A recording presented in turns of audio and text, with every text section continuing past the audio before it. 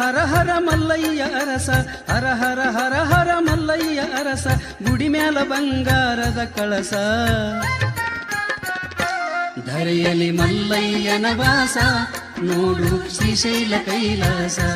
ಧರೆಯಲಿ ಮಲ್ಲಯ್ಯನ ವಾಸ, ನೋಡು ಶ್ರೀಶೈಲ ಕೈಲಾಸ.